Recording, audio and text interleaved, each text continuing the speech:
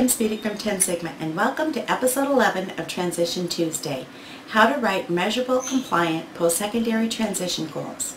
Right now I'm going to switch over to a presentation to share this information.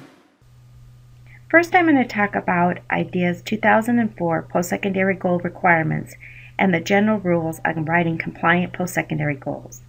Then I will get into a great method for you to use and some examples. According to IDEA 2004, the requirements for post-secondary goals are each transition-age student with an IEP must have appropriate measurable post-secondary goals based upon age-appropriate transition assessments related to training and education, employment, and where appropriate, independent living skills.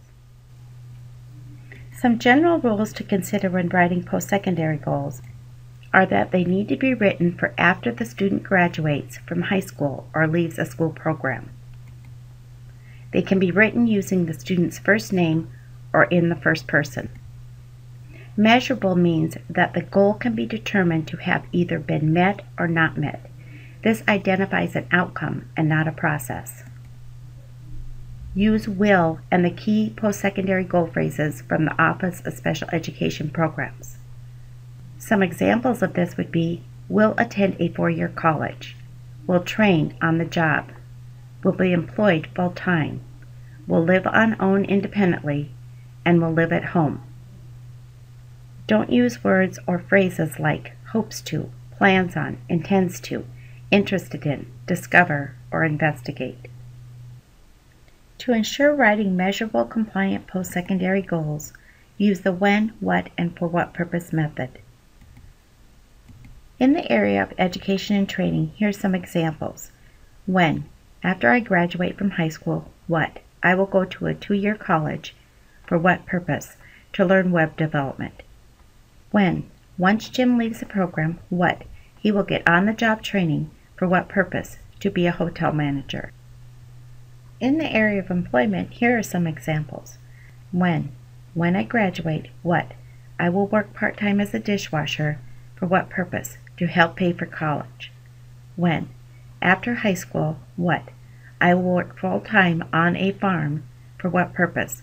To learn how to run the business. And in the area of independent living, here are some examples. When I'm employed full-time, what? I will move to an apartment. For what purpose? To live independently. When, after leaving the program, what? Jen will live in a supported setting. For what purpose? To practice daily care routines to the maximum extent possible.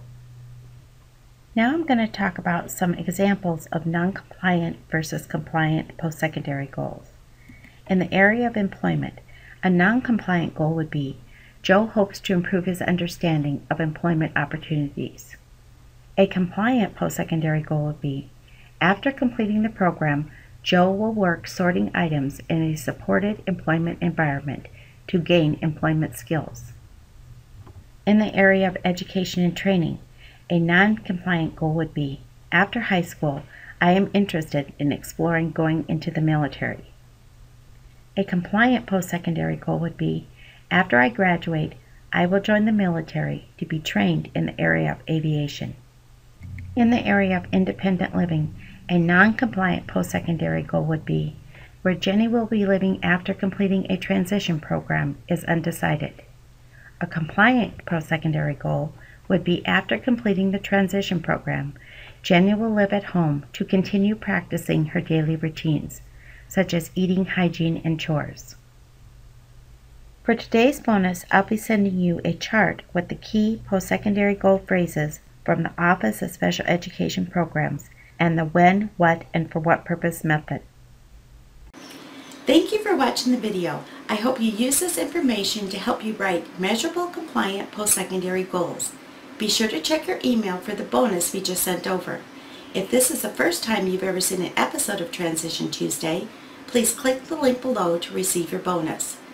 Please remember to like and share this video, and leave your comments and suggestions for next week's topic. Have a great week. See you next Tuesday.